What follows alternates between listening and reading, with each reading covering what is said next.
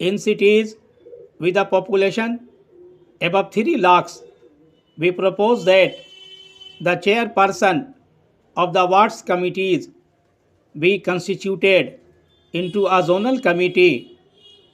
The determination of the territorial area and size of population falling within a zonal committee is to left to the state legislatures to decide.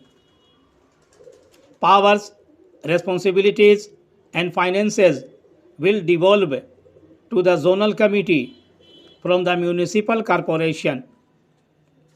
A great advantage of the introduction of a two-tier system of municipal administration in the larger municipal councils and of a three-tier system of municipal administration in municipal corporation is that it will leave councillors and corporators free to deal with the city level issue, with matters of policy such as city-wide infrastructure, overall economic and social development, linkages with neighboring municipalities, and economic interaction with the district as a whole.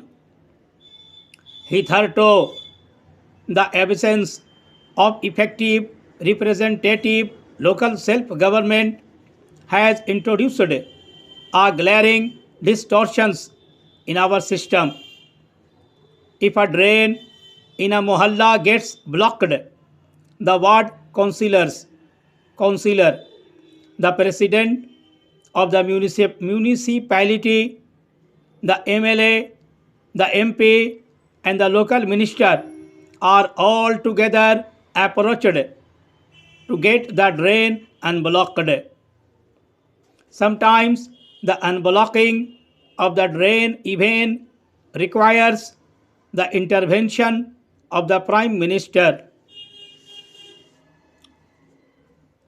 The removal of such distortions requires a system change so that each level focuses on its level of responsibility. The establishment of wards committees will give the people of the mohalla, the locality or neighborhood a sense of personal involvement their civic affairs. It will afford an opportunity for public spirited citizens to serve their locality. It will help focus attention on how the people themselves view their problem and the solution they suggest. It will help mobilize local participation and local resources for local development. It will give voluntary organization a neighborhood forum in which to share ideas and explore the scope for citizen action. The city will then truly belong to the people. The importance of this, the poorer parts of the city cannot be overemphasized. Today, the unrecognized and unwanted are left uncared for.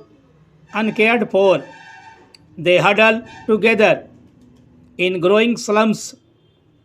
They are unrecognized because they are unauthorized. They wait in the dread of the moment when they will be uprooted. Uprooted, they settle themselves elsewhere. To be settled somewhere they must. That they are unauthorized does not mean they do not exist. They do, and for their protection, they turn to the slum bully who terrorizes them into submission